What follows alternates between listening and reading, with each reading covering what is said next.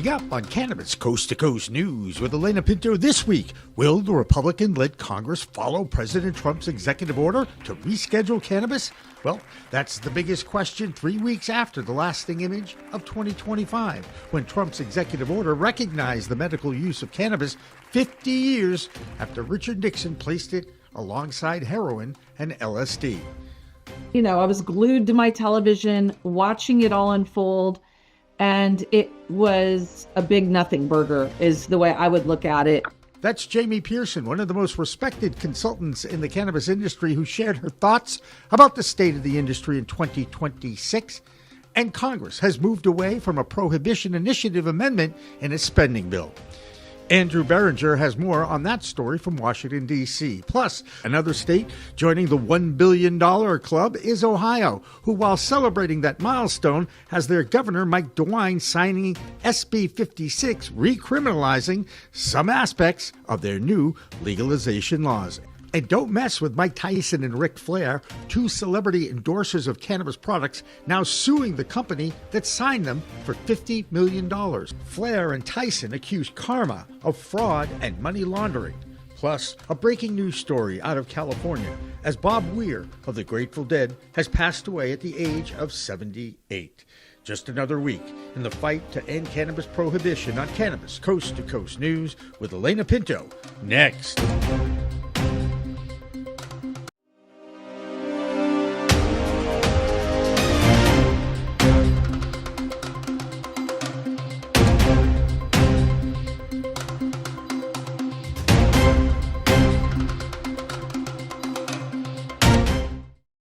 Hi, everyone. Welcome to the first Cannabis Coast to Coast news show of the new year. I'm Alaina Pinto. Every week, WPCM TV shares news of the fight to end cannabis prohibition here in America and around the world. We start 2026 with some breaking news over the weekend. One of the original members of the Grateful Dead rock band, Bob Weir, has died at the age of 78. Together with his longtime friend, the late Jerry Garcia, the Dead emerged from the counterculture of the San Francisco sound of the 1960s and were inducted into the Rock and Roll Hall of Fame in 1994. Weir and Garcia were lifelong friends and went on for decades, making great music and providing unforgettable concerts. The group of dedicated fans are called Deadheads, who celebrated the plant medicine like so many from California, where the decriminalization movement started in the 1990s with Prop 215 and the passing of Compassionate Care Act. So Bob Weir now joins Jerry Garcia in heaven, and now they can celebrate. One more Saturday night going down the road feeling bad and playing in the band while trucking around in another life. Executive producer Jimmy Young will be mourning the loss for sure. It was 3 weeks ago, 7 days before Christmas, when President Donald Trump signed his executive order asking his federal agencies like the DOJ and the DEA to move forward with rescheduling cannabis as fast as possible. The industry is cautiously optimistic that just identifying cannabis with medicinal benefits is a win, and the first time the government admits they made a mistake in 1970 when they placed it next to heroin and LSD. Move cannabis off its most restrictive classification in the Controlled Substances Act from Schedule 1 to Schedule 3. Trump's order didn't change anything. It just starts the process of asking Trump's Republican-controlled government to move it to Schedule 3 as expeditiously as possible. This past week, executive producer Jimmy Young talked to one of the most respected and influential consultants in the industry, Jamie Pearson from the new Holland Group. We had a president, a sitting president, do something positive to identify that cannabis has medicinal qualities, and he wants to take it off the Schedule 1 of the Controlled Substances Act. And Jamie, I don't think you're old enough to remember Richard Nixon, but I am. The fact that that guy, the president in 1970, continues to haunt me. He haunted me as a 12-year-old. I didn't want my brother to get drafted, you know? Anyway, that was a big deal. How did you react to it? How have you spun this? Because there's still a lot of people out there that I walk up to and they say, "Oh, I heard that, the president rescheduled cannabis." And I'm like, no, he didn't. He wants to. I'll give him credit for that. Yeah, we're in the same boat. Yeah. There's a lot of misunderstanding about what that meant. To answer your question, I heard many, many rumors for months before it happened that it was coming from various people that have inside the White House sources and things like that. And you hear so much of that, you take all of it with a grain of salt and say, well, we'll see what happens when it happens. And, I was glued to my television watching it all unfold. And it was a big nothing burger is the way I would look at it. It was much ado. Let me say this. There were some administrative and structural things that took place with that will set some things in motion. But when those things that are now set in motion happen, that's when we'll actually see some change.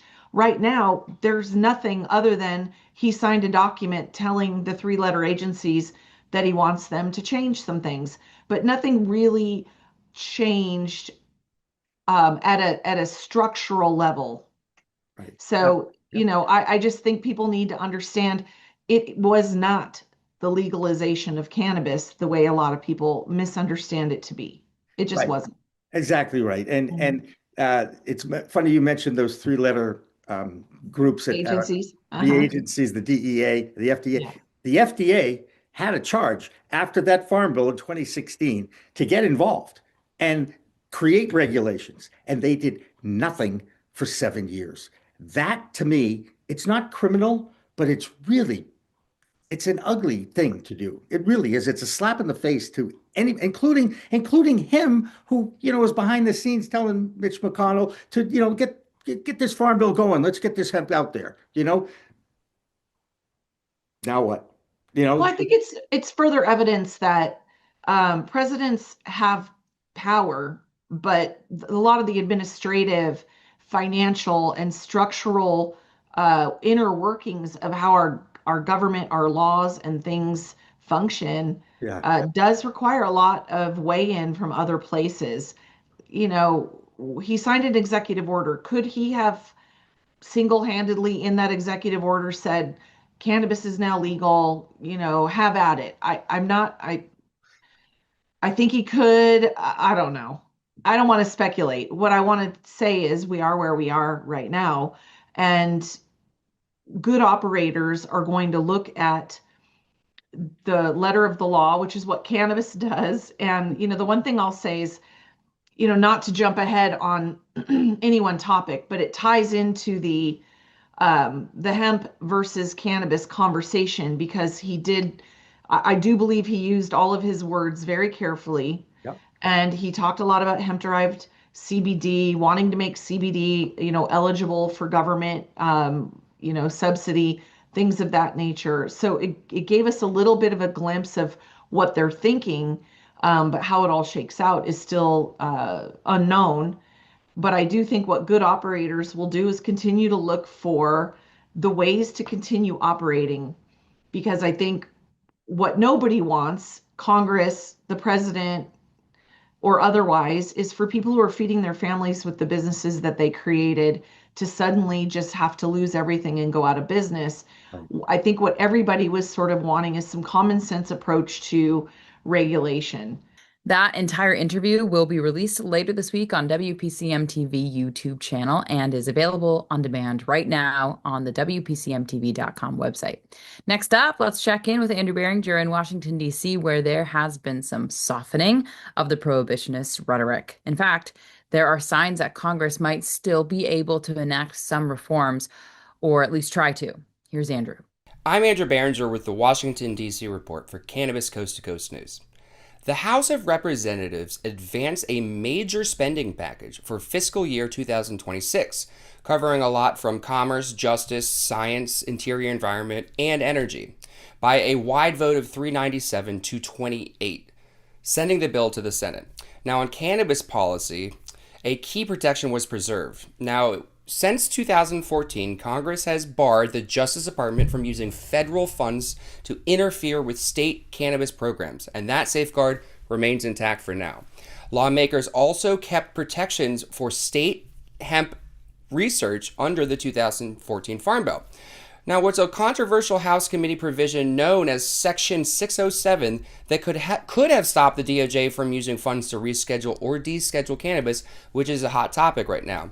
Now, one curiosity, the Medical Cannabis Protection Rider lists every covered jurisdiction, but for some reason omits Nebraska. Now, all this comes as fast-moving national debates focused around Donald Trump recently ordering Attorney General Bondi to expedite the cannabis from Schedule 1 to a Schedule 3. Now, the DEA says that the rescheduling appeal process remains pending despite the order. The president has asked Congress to revisit that policy and preserve access to full-spectrum CBD, and a federal agency plans to cover certain products for some patients under Medicare and Medicaid. Now, what's next? The Senate takes up this package. Watch out for possible changes in this cannabis policy, clarification of what's going on in Nebraska, and let's see what the DEA does moving forward. Now, while that's the Washington, D.C. report, I'm Andrew Behringer, reporting for Cannabis Coast to Coast News. Another major development out of our nation's capital is the fact that the U.S. Supreme Court has set a date of March 2nd to hear arguments on one of the most challenging rules banning the ownership of guns from cannabis users, and that includes legal medicinal patients. The gun lobby is one of the most powerful in Washington, D.C., and they are using their influence to allow cannabis users the right to bear arms, guaranteed in the Second Amendment.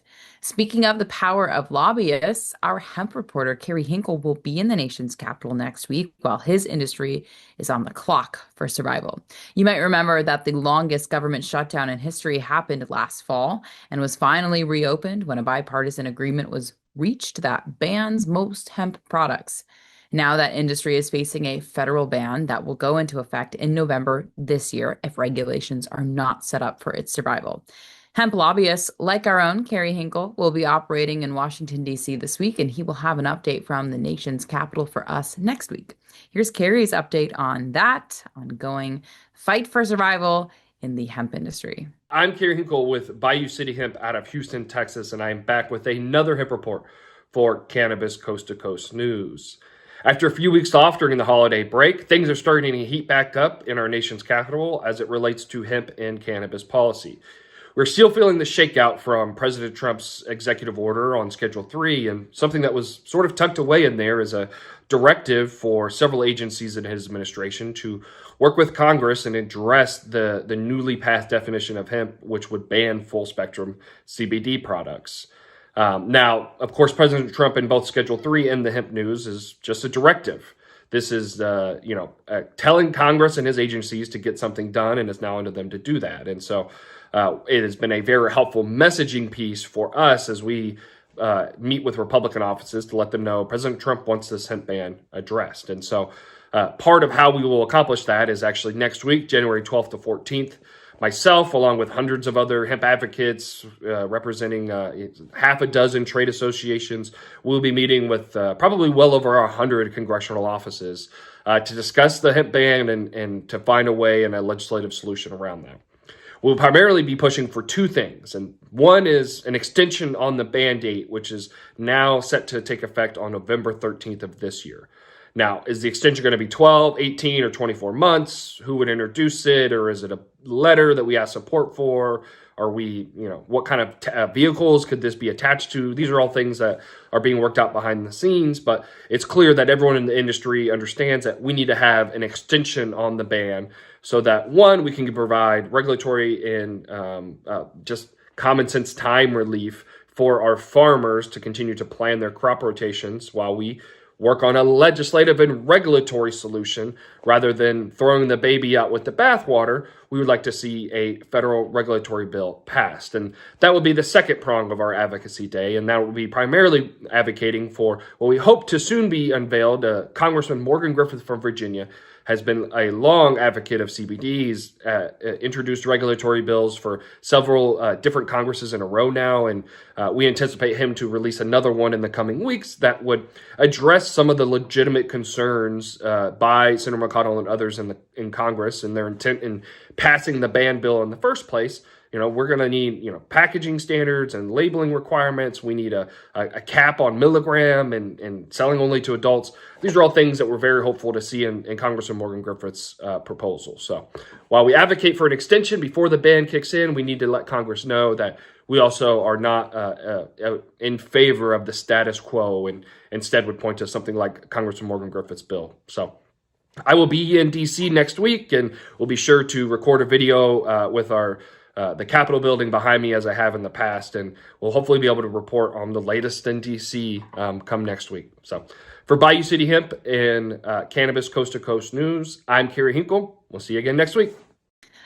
Looking back at this history of the cannabis advocacy movement, it all started when then President Richard Nixon created the Controlled Substances Act in 1970 and placed cannabis alongside heroin and LSD as drugs that were highly addictive and had no medical value as a Schedule I drug.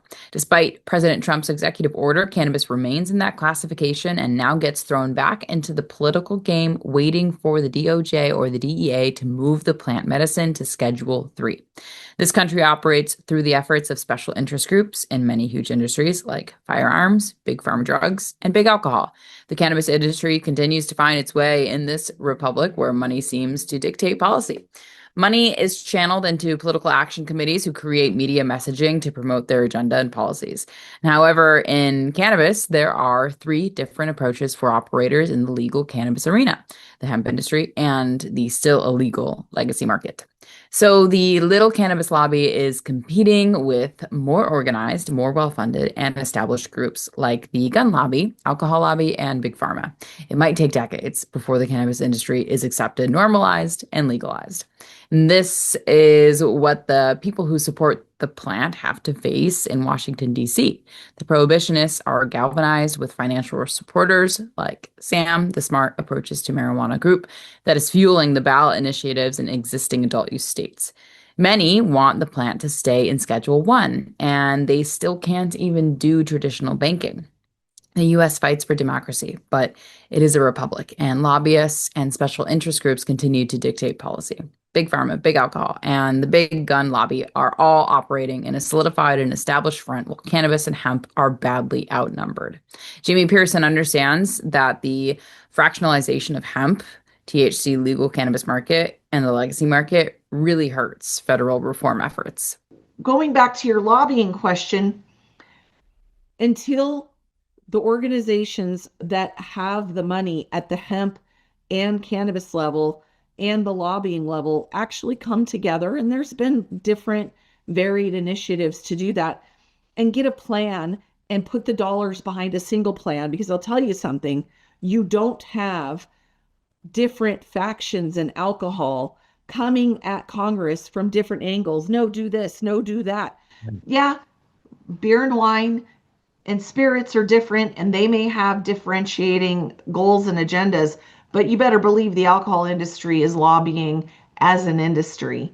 We're not doing that. We're lobbying as a hemp industry. We got several different fractured factions. Mm-hmm. And until we get together and unite, mm-hmm. and I think that's just a process. I think it'll evolve, and the lobbying dollars have dried up, and the ones that are going to places are going to places that are effective. Mm-hmm. So the effective actors will emerge. The dollars will head in their direction, and until everybody's kind of fighting the good fight on the same page, and we have constant fractured efforts, it's going to be people like Kim that can just push their own agenda through because she funds it herself. Right. Those are the people that are going to be speaking for us. Right. And we talked about the One Plant Alliance that Andrew and Steve D'Angelo are trying. They recognize exactly what you're saying and want to, again, try to bring everyone together under one umbrella, one set of regulations, one set of lobbying dollars. I mean, it does make sense. Again, if you want to hear that interview in its entirety, it is available on demand on the WPCMTV.com website, or you can wait until we publish it later this week on Thursday and Friday in 2 parts. Now we start our state reports in Michigan, which is reeling from 2 new challenges: the 24% tax increase that went into effect on January 1st, and changes to their neighbor state of Ohio that just recriminalized the possession of out-of-state cannabis products. Here's Amie Carter with more from Michigan. I'm Amie Carter with Michigan Weedsters, and this is your Michigan Report for Cannabis Coast to Coast News. We start with taxes, and the ripple effects are already being felt. A judge has officially approved a legal challenge to Michigan's new 24% wholesale cannabis tax, keeping industry arguments alive that the tax violates the spirit of the voter-approved cannabis laws. While the lawsuit moves forward, the tax will stay in place with a key hearing scheduled for January 13th. Ahead of the tax taking effect on January 1st, Michigan's dispensaries saw a noticeable spike in customers. Some shoppers rushed in, worried prices would jump immediately under the new tax, prompting what many retailers described as a wave of panic buying before the new year. Industry leaders say the pressure is already showing. C3 Industries is reportedly shutting down its Weberville grow operation, laying off more than 60 workers. Higher Love is also cutting around 60 jobs in Michigan's Upper Peninsula. Company officials point to the new wholesale tax cutting into margins in an already competitive market. The tax debate is also entering the political arena. Serenity Hope Salick, a Democratic candidate for the state Senate, recently voiced support for the wholesale tax, while also saying she believes Michigan should eventually cap cannabis taxes moving forward. In other news, Wayne State University is recruiting Michigan veterans with PTSD for a new state-funded clinical trial studying whether cannabis can help improve symptoms. The study is called the Warrior Care Program, and applications are now available online. Detroit Metro Times is also kicking off the new year with a fresh guide highlighting some of the best cannabis flower and live rosin currently available at Michigan dispensaries. And finally, a member of the crew responsible for multiple Michigan dispensary thefts is reportedly heading to prison after investigators connected stolen cannabis to a very clear paper trail. That is it for this week. I'm Amie Carter from Michigan Weedsters with this week's Cannabis Coast to Coast News. So arbitrary increases in taxes in different legal states is one issue that this industry continues to fight, from California to Maine to Michigan and Ohio. And now there is another challenge that prohibitionists from coast to coast are using to undo and threaten existing legal adult use markets. In Massachusetts, signatures were collected over the past few months for a ballot question that would shut down the adult use market that has been so successful in the Bay State. These same ballot initiatives are starting in other adult use states, including Maine and now Arizona. Needless to say, advocates and businesses in those states are concerned, especially in Massachusetts, where professional signature gatherers have used nefarious tactics to misrepresent the actual question. Those signatures are now being challenged in court, and Cutis Emery has that story in his Bay State Cannabis Report this week. I'm Cutis Emery, a bud tender from Resonate in Worcester, Massachusetts, with the Bay State Report for Cannabis Coast to Coast News. It's a new year here in Massachusetts, and the biggest story of 2026 so far is one to celebrate. Yes, the state has announced that on January 13th, it will have a formal hearing in which the committee which gathered signatures to repeal adult use sales here in the state will have its time in court for allegedly collecting signatures fraudulently. Now, this suit alleges that the committee, which was seeking to repeal adult use sales, used fraudulent techniques across the state to gather the signatures that they needed to make that petition turn into a ballot initiative. This suit alleges that the committee which gathered these signatures was misleading the public by either not allowing the signees to see the full description of the proposed law or straight up lied to the public about which this proposed law would do. The suit alleges that many of the signatures collected, which got it to be a ballot initiative, were collected erroneously and should be stricken from the record. The chairperson behind the committee, which is trying to repeal adult use sales here in the state, claimed that all signatures were gathered with integrity. However, let's see what the courts decide. Also in the news here in Massachusetts, the state celebrates $1.65 billion in adult use sales last year, 3 million more than it did in 2024, thanks to 46.3 million transactions here in the state. Great to see where cannabis is going to be going this year. Looking forward to the ride.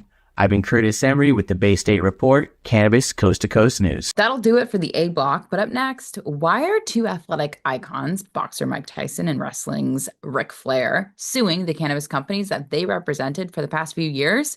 We have that story next, but Right now, we'll pay tribute to one of the greatest rockers of all time, Bob Weir, and one of the original members of the Grateful Dead who were instrumental in creating and celebrating cannabis culture. Bob Weir passed away on Saturday at the age of 78 from cancer and lung issues. Cannabis Coast to Coast News continues after this.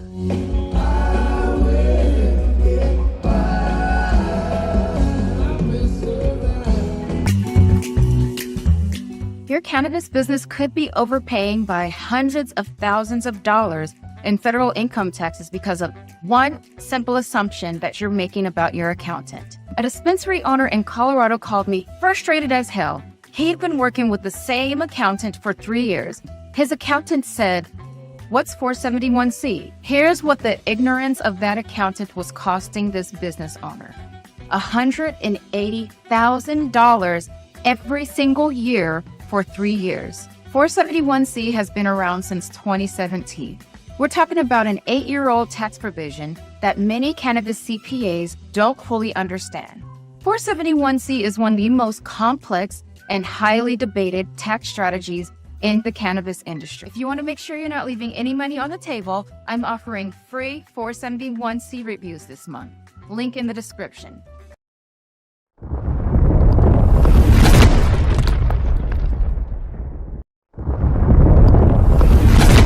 Accounting Buds has grown into Buds Group, the same award-winning quality, now with more service offerings. Buds Group, your best buds in the biz.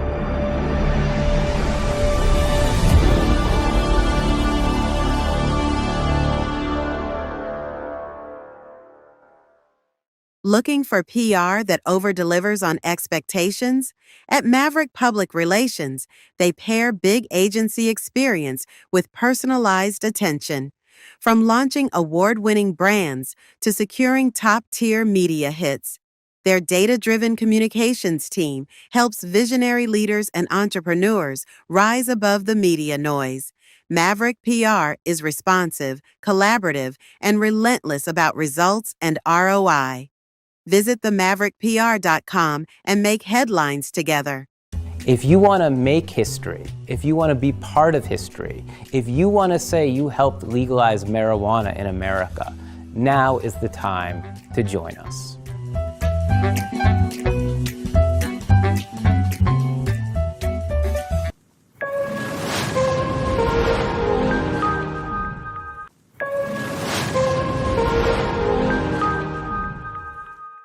Welcome back to the B Block, or second section of this week's Cannabis Coast to Coast News. I'm Alaina Pinto. On the international scene, the Czech Republic introduced their new adult use laws on New Year's Day. And now citizens will be able to cultivate 3 plants and possess up to 1,000 grams of dried flower at home. Public consumption is still banned, and that country has a viable medical market since 2013.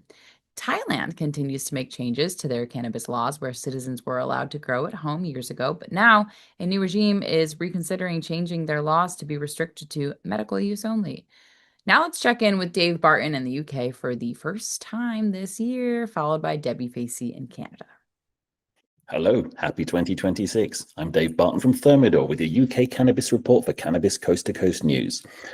More than 7 years after legalization, UK police have finally got official guidance on medical cannabis. Medicinal cannabis and the police, guidance for officers and staff, has been approved by the National Police Chiefs Council in England and Wales and advises officers to adopt a patients first until otherwise proven guilty approach when dealing with encounters involving CBPMs. While this guidance isn't seen as a complete solution to unnecessary patient arrests and other medical cannabis incidents of discrimination, it helps highlight what's legal to unenlightened officers and should prevent patients from having their medication confiscated and experiencing other issues such as job losses and issues with landlords and local councils. That said, there are still calls for police forces across the UK to undertake specific training on CBPMs.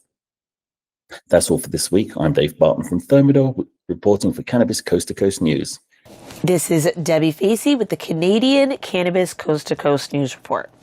So over the break, what we've been having in Canada is some new pop-ups when it comes to the regulations and the health and safety concerns, especially when it comes to the batches and to the lots that many of these dispensaries, or I should say LPs, that are distributing. So they are making more of a synchronicity when it comes to creating a more flow when it comes to ordering, as well as selling, as well as obtaining the same brand, cannabis, and lot within and from that actual LP or brand. Also, what we have is Health Canada has now decided with the AGCO to de-escalate the amount of security that they had when it came to the cannabis products and the accessories that were allowed to be displayed to customers or displayed in windows, which means that we no longer have any of the awkward, I want to say like tape that would cover the windows or frosted glass. And we no longer have that weird essence going inside a shop and not really necessarily feeling safe because of the fact that we can't see outside. So this is now eliminating most of the robberies, any of the incidences, and any of the foreseeable problems. We do hope that we have now skipped with that decision. And last but not least, we have the projections for the next few years when it comes to Canada. They do see Canada reaching about that $1.5 billion mark around 2030. I'm not too sure if that's going to be it. Let's just see if that happens, just like anything else.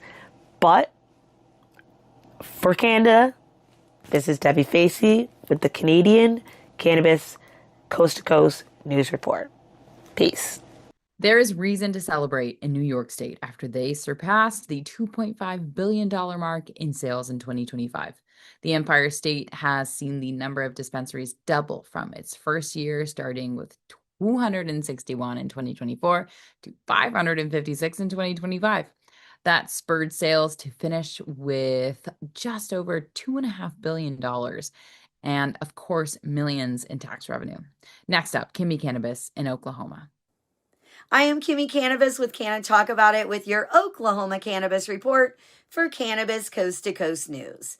After weeks of frustration, glitches, and patients left confused by the new Med portal changeover, OMMA announced that effective immediately, Oklahoma dispensaries may accept an official OMMA approval email or approval shown directly in the Med portal in place of a physical card, as long as it is accompanied by a valid driver's license. This is a change that helps patients, and we embrace that.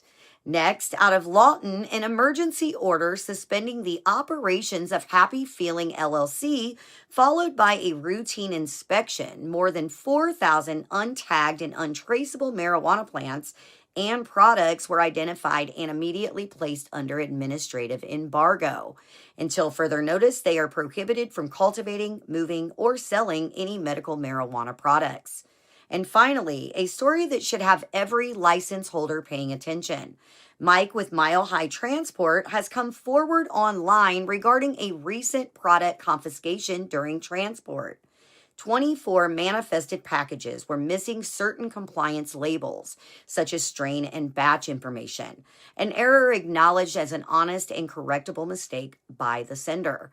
Despite manifest and metric tags being present, the driver is now facing felony charges, including possession with intent to distribute and possession of a firearm during the commission of a felony.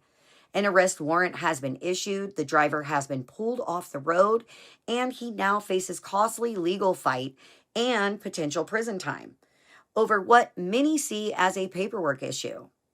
This case raises serious questions about discretion, overcharging, and whether Oklahoma's medical cannabis operators are being treated fairly under the law.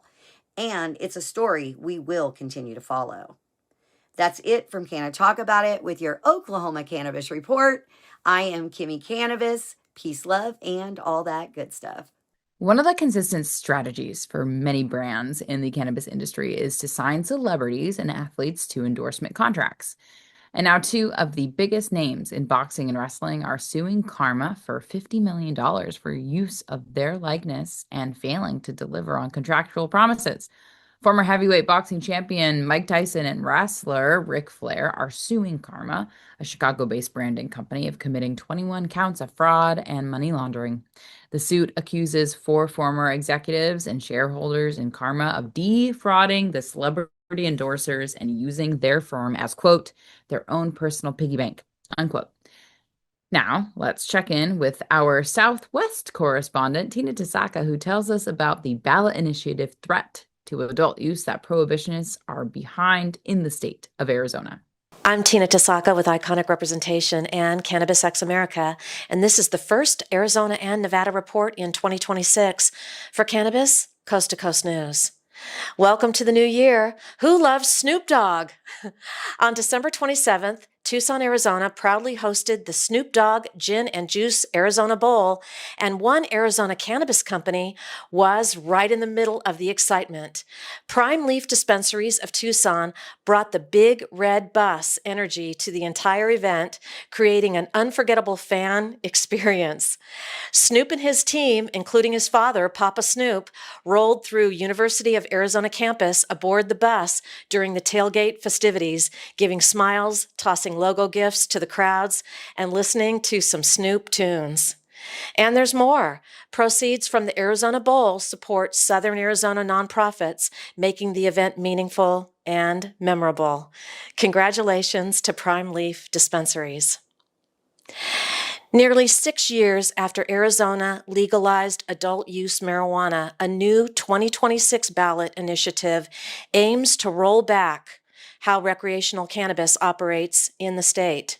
Critics warn this measure would dismantle regulation and push consumers back to the black market. The Sensible Marijuana Policy Act for Arizona, recently filed with the Secretary of State, would eliminate recreational dispensaries, cultivation, manufacturing, testing labs, commercial sales, and cannabis tax revenue. Marijuana possession and the ability to grow up to 6 plants would remain legal, but there would be no legal way to buy recreational cannabis. Arizona's medical marijuana program would stay intact. The initiative is orchestrated by Sean Noble, president of American Encore, and heavily funded by the anti-cannabis group Smart Approaches to Marijuana, which is seeking at least $5 million to support the effort. To qualify, the campaign must collect 255,949 signatures by July 2026. Take a listen to Julie Gunnigal, the Arizona Director for NORML, as she comments. One of the things that we all need to be aware of is what this is going to cost in terms of law enforcement, because repealing prohibition is expensive. We are going to see an increase in arrests, especially of consumers. We are going to see that the money that is currently going to things like community colleges and the Justice Reinvestment Fund, those monies will disappear practically overnight if this initiative passes. Vencana Ventures reported Q4 interim results with a 26% year-over-year revenue decline to $414,000, but reduced its gross loss to $106,000 after cutting cost of sales by 36%. The company is sharpening its focus on Nevada, where cannabis sales dropped 11% alongside an 8% decline in tourism in the first 9 months of 2025, and has added a dedicated Las Vegas sales rep to strengthen retail relationships. Meanwhile, Vencana is exiting New Jersey, agreeing to sell its 95% stake in Vencana, New Jersey for up to $1.64 million and securing a no-cost release from a guaranteed lease, freeing capital and reducing obligations as it concentrates on Nevada operations and potential federal reform. That's it for the Arizona and Nevada report. I'm Tina Tasaka with Iconic Representation and Cannabis America for this week's Cannabis Coast to Coast News. One more note from the base state of Massachusetts. If you are from out of state, you might want to make a day trip and visit. Right now, the price of flower is at its lowest point in the 8 years of legalization for adults. An eighth of an ounce, or 3.5 grams, is now down to just $14.20. And you can now get 3 1-gram pre-rolls for $10. Of course, there are still plenty of states that don't have an adult use program, but still had to wait 6 years just to get their medical program off the ground. That state is Alabama. Many entrepreneurs had opened federally legal CBD operations when the Farm Bill of 2018 was signed into law during President Trump's first term. Then, after the legal challenges were exhausted, their governor basically shut down all the CBD businesses, including the Cannabama store owned by our Alabama correspondent, Jennifer Boozer Stewart. She is still trying to figure out what's next for her, but her state is moving forward at a snail's pace. In fact, they just awarded their first legal licenses in their medical program. Jennifer is back this week with an update on what's next in her sweet home of Alabama. I'm Jennifer Boozer Stewart, reporting from Alabama for Cannabis Coast to Coast News. Thursday, January 8th, the Alabama Medical Cannabis Commission finally issued 3 out of 4 dispensary licenses here in the state. SB 46 was passed in 2021, and patients have been waiting since then for access to medicine. HB 445, which was passed in 2025, wiped out most of the hemp products in the state, and patients have not had any access to the medicine that they need. One of the 4 dispensary licenses is being challenged, so they went ahead and issued the 3 licenses that had passed muster and were not challenged either in court or with the AMCC itself. For a grand total of 9 dispensaries in the entire state of Alabama, we hope that the 4th dispensary license will be issued soon, and that the integrated facility licensing process will get off to a good start over the summer.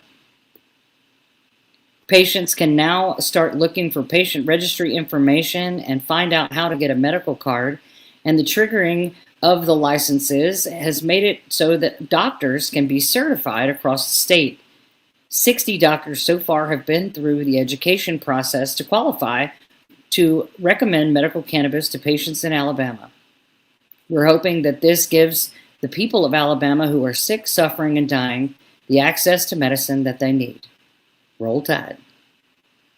In Alabama, I'm Jennifer Boozer Stewart for Cannabis Coast to Coast News.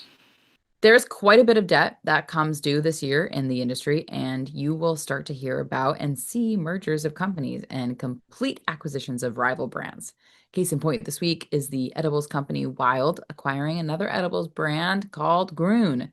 No terms were released, but this could just be the beginning of the M&A year in cannabis. Next up, Virginia, where one of the biggest MSOs in the industry, Curaleaf, is backing out of a deal to acquire a major chain of dispensaries in that state. Here's Joe.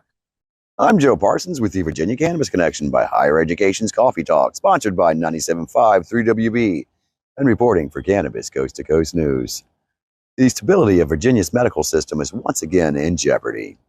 In the last report I did from 2025, I announced that Curaleaf had bought all the interest from the cannabis company, including that coveted production facility and a vertically integrated license.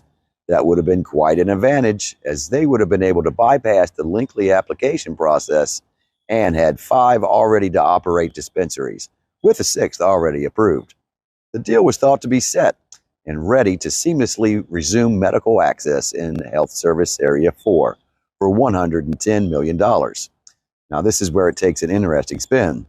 A little more than 2 weeks after, a Boston, Massachusetts-based hedge fund affiliate named Mill Street Credit Fund came from behind Curaleaf and made an offer of $130 million plus a $30 million lease liability. The cannabis company broke their deal off with Curaleaf and took the higher offer. The cannabis company will still have to pay a $3.3 million breakup fee to Curaleaf due to breaking the original deal. These new developments lead to many new questions. In my research of Mill Street Credit Fund, I found no record of any other cannabis ventures. So, will this be a flip to another MSO? How long will normal operations continue with the remaining cannabis dispensaries? And most importantly, will Virginia's medical access in Health Service Area 4 continue to exist, or will it resemble HSA 1 with no access to patients? I reached out to both the cannabis company and Mill Street Credit Fund. and I will update the story as it unfolds. So stay tuned for further updates to this story, as this will be one of the ones to watch in 2026. Well, that's going to do it for this week. From Higher Education's Coffee Talk, sponsored by 97.5 3WB in Charlottesville, and reporting for Cannabis Coast to Coast News. As always, I'm Joe Parsons. Until next time, stay lifted. The state of Kentucky is a newcomer to the medical cannabis industry, and with only one licensed dispensary open, it's no surprise that it already has run out of flower and product. The Post in Beaver Dam opened its doors on December 13th and then closed 7 days later when it sold out. Laws and regulations in Kentucky limit sales to cannabis grown in the state since, as you know, there is no interstate commerce. On opening day, a crowd of 400 people camped out and waited in line to be part of history. The Post dispensary had over 1,000 sales of eighths, which was the limit for each customer. Right now, there are 24,000 medical card holders in the state of Kentucky. The good news is that more products should be ready for sale by the end of this week. One state that knows all about in-state product and sales is Ohio, which is now dealing with another change to the adult use laws that passed the ballot box. Still, that state joined the $1 billion sold club in 2025. And Christina Brisson has more from her state. I'm Christina Brisson with Over the Top Renovations with your weekly Ohio Cannabis Report with Cannabis Coast to Coast News. So we don't have a whole lot of updates this week, but we do have a few. We have our sales have topped $836 million when it comes to recreational and over $1 billion when you do recreational and medical use. So now on to SB 56. As we all know, when Mike DeWine signed that, it had a lot of recriminalization in it that we are not happy with. So Ohioans for Cannabis Choice is going to be out there. They filed their referendum that was a week after DeWine signed the bill. They got the initial signatures in. Now the Attorney General in the state have to verify those signatures and the truthfulness and validity of everything. Then they're going to be out there and they're going to need to collect almost 250,000 signatures. And they're going to be canvassing for those. So if you see them out there, get your name on it. The one positive thing about the bill so far is that Piqua actually received their tax money. Almost $500,000 that it had in their budget to go to their park system, and numerous other things for the city that is providing for its residents. So at least we see that part, it has some movement, and the cities are finally getting the money they were due. So that is your weekly Ohio Cannabis Report. I am Christina Brisson with Over the Top Renovations with Cannabis Coast to Coast News. That'll do it for the B Block, our second section of Cannabis Coast to Coast News. But when we come back, we will introduce you to our newest member of the team. His name is Cole Preston, and his website is thecolememo.com. He is a pro-cannabis advocate in his home state of Illinois. And next, you'll meet Cole Preston as Cannabis Coast to Coast News continues after this. 2025. The Cannabis Regulation and Tax Act, which decriminalized the use. It's a whole new world of weed out there, isn't it? Everyone is learning new ways to titrate, ingest, consume, imbibe, and engage with this plant medicine we call cannabis. Now let me tell you my cannabis story. You know, I've had 4 major surgeries in the past 23 years and suffer from osteoarthritis with a variety of metal parts in my body and one on deck.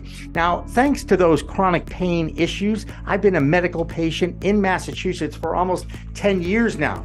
I remember my first trip to a dispensary just outside of Boston, and I told the bud tender I didn't want to smoke it anymore. So I tried edibles, then tinctures, then vaping, and now if I'm going to smoke, I only use the Weegits filtration system. What?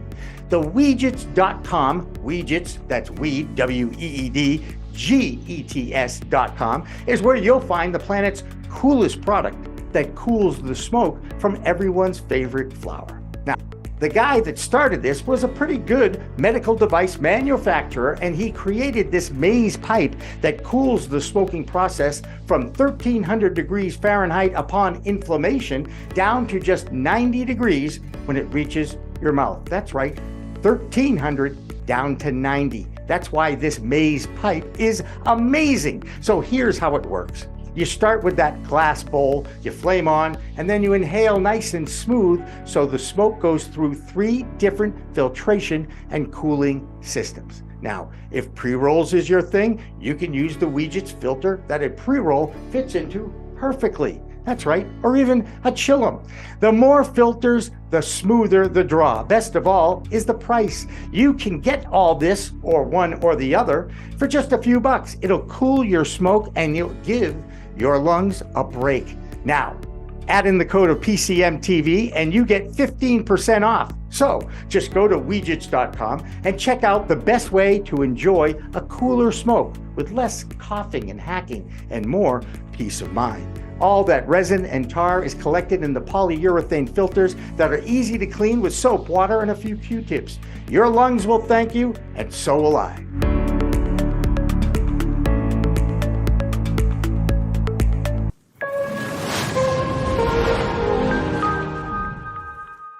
Welcome back to Cannabis Coast to Coast News. This is the C Block, or final section of this week's roundup of cannabis news here in the United States. Many advocates are familiar with the Cole memo that was published under President Obama in 2013. At that time, the memo was written by Deputy Attorney General James M. Cole.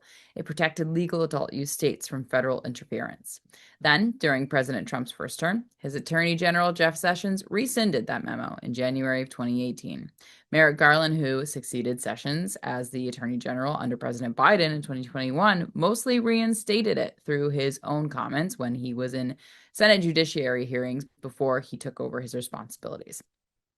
So now you know the history. Meet Cole Preston, our new Illinois correspondent, who is an advocate and the host of a podcast and website called The Cole Memo. We welcome him to the team, and this is his first Illinois Cannabis Report. I'm Cole Preston with the Cole Memo with this week's Illinois Cannabis Report for Cannabis Coast to Coast News. This week's story is focused on the release of the annual Cannabis Report for the year of 2025. The Cannabis Regulation and Tax Act, which decriminalized the use, sale, and possession of small amounts of cannabis from a small number of licensees, requires the release of an annual cannabis report from the various state agencies that oversee the regulation of cannabis within the state of Illinois. During 2025, Illinois issued 93 dispensary licenses, more than any year so far. The Criminal Justice section of the 2025 Adult Use Cannabis Health Advisory Committee includes data on cannabis enforcement and incarceration outcomes. According to the report, 57.5% of those incarcerated for cannabis were Black or African American, and that compares with just 28.7% who were white, which is insane when you remind yourself that both races use the product at exactly the same rate. The data shows that cannabis enforcement in Illinois remains geographically and racially concentrated, particularly in Chicago communities that lack dispensaries. It just so happens that these are the same communities that have always been impacted by the war on drugs. Not much has changed since legalization, and this is a trend that has been reported on by the Chicago Tribune in the past.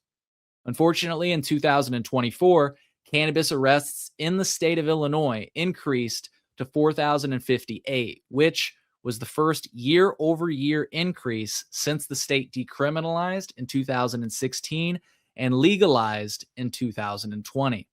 Now, I just wisped the surface in this report.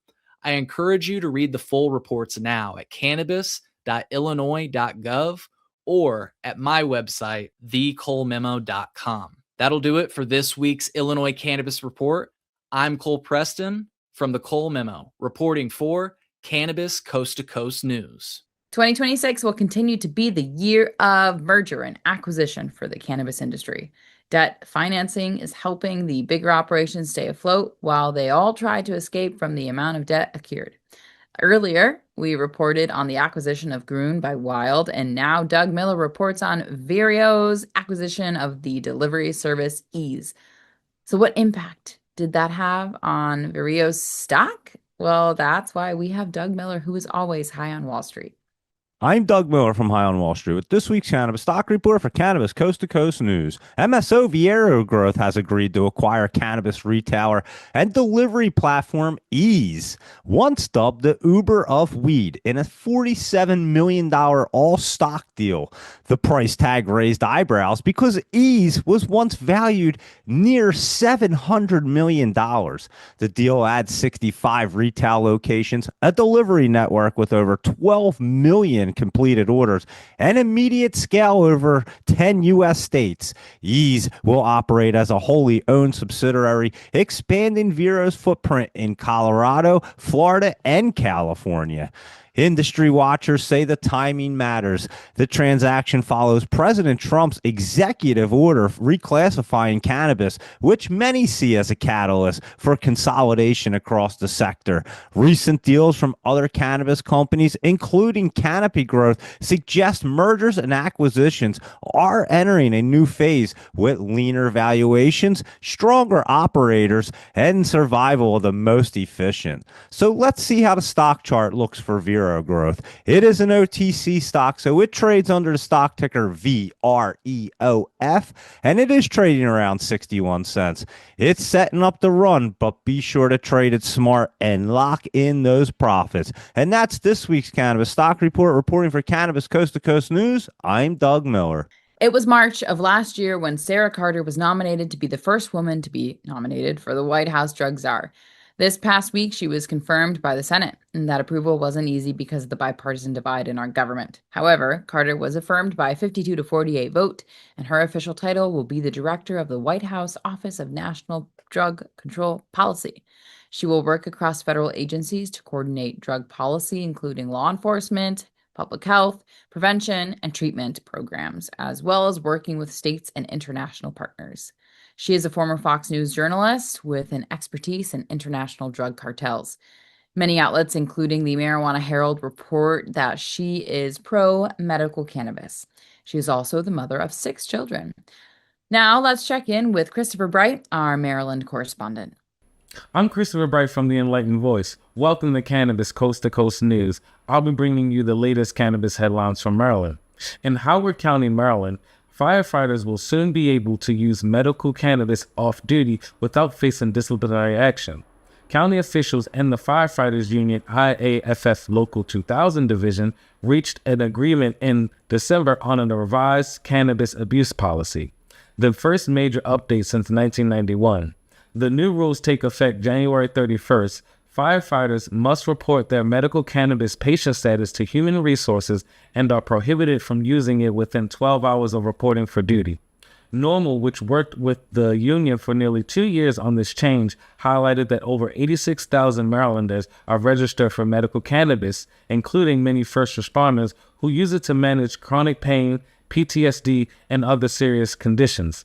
Normal Deputy Director Paul Armentino said, just as patients taking traditional medications do not face discrimination in the workplace unless their on-the-job performance is impaired, those who use medical cannabis during their off hours should not face sanctions solely because of their status as medical marijuana patients.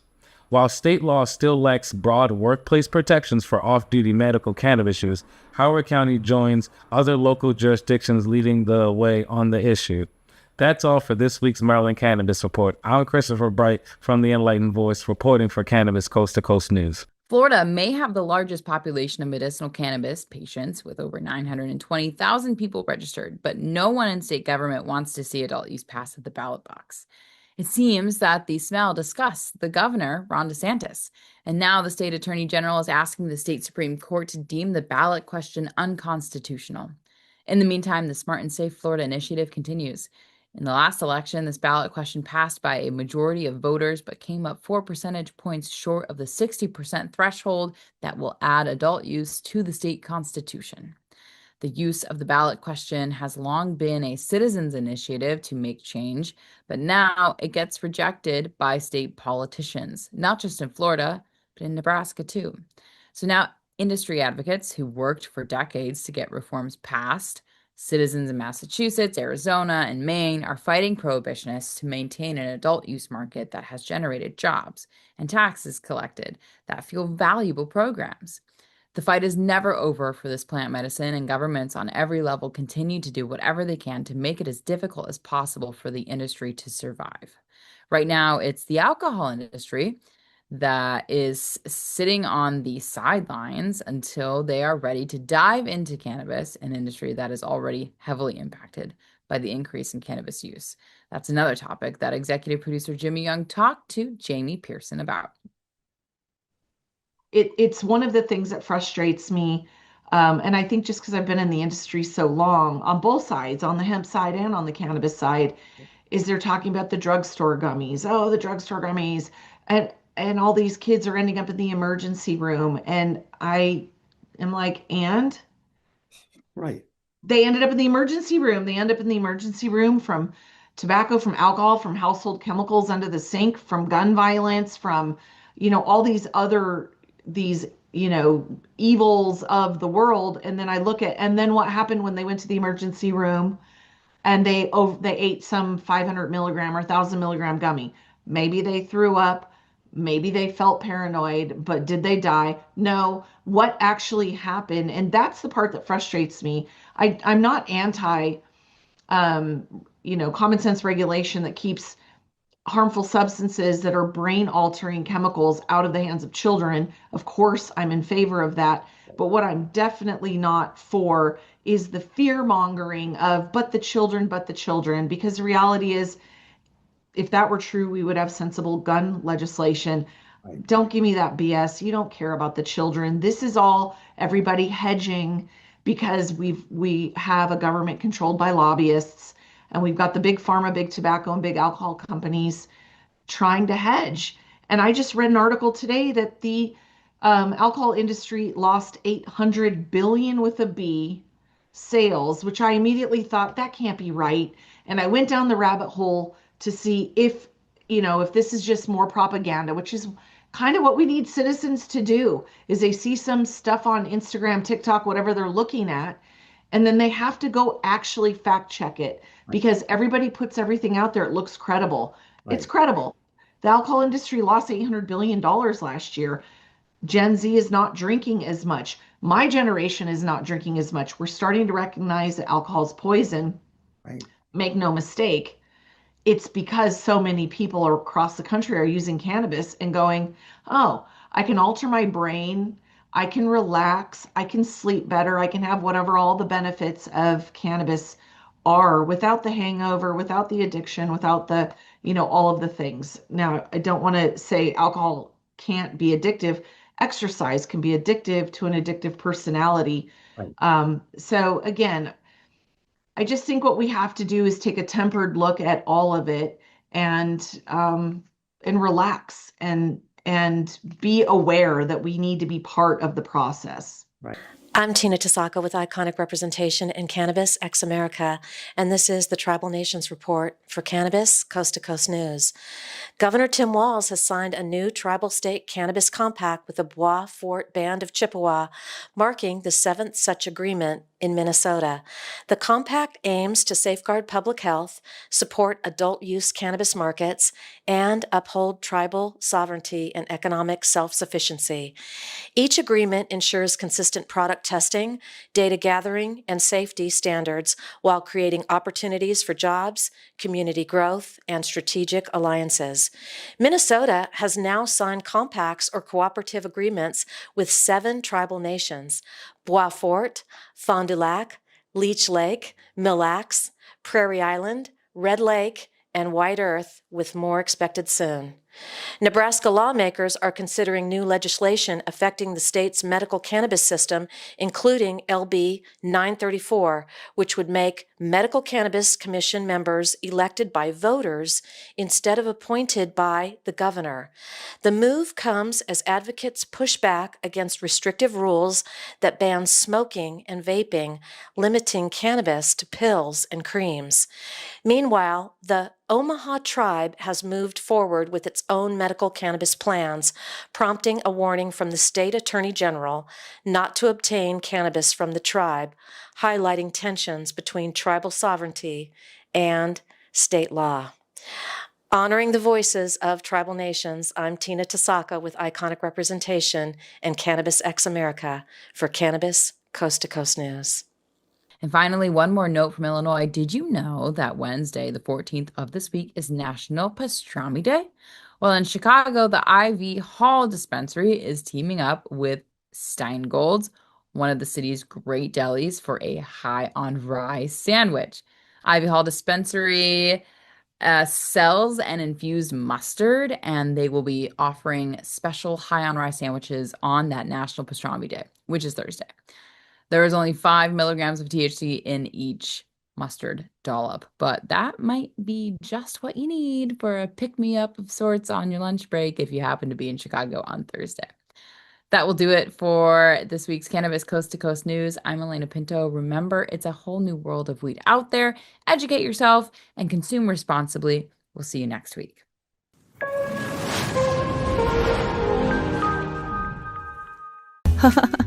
I think I messed up. Did you know there's a place that covers all the cannabis news you need? Pro Cannabis Media is now WPCM TV, your go-to website for things cannabis. WPCM TV is the CNBC of weed, bringing you the latest news you need. Amie Carter. This week, she reports from inside the State House in Lansing. I'm Amie Carter from Michigan Weedsters with this week's Michigan Report for Cannabis Coast to Coast News. And talk shows about all things cannabis. Well, thank you. And thank you for all you're doing to get the word out. Like, this show is so important. It all started back in 2018 when Emmy award-winning talk show host Jimmy Young kicked it off with the In the Weeds podcast. That it's not just any generic paper towel. You do have a brand that you use, right? Yeah, we live or die by the bounty. I mean... The quicker picker-upper! I love that! His mission? Building an army of multimedia journalists and podcast hosts who are documenting the fight to end cannabis prohibition in this country and around the world. Fast forward to today, and we've got the nation's only weekly cannabis coast-to-coast news program with Alaina Pinto. Hi, everyone. Welcome to this week's Cannabis Coast to Coast News, WPCM TV's weekly production of the fight to end cannabis prohibition in this country and around the world. I'm Alaina Pinto. Delivering the nation's only TV news-style program. Since June 2021, WPCM TV has racked up over 1.3 million views with 17 million impressions and picked up over 16,000 subscribers on YouTube alone. For more information, contact the team at WPCMTV.com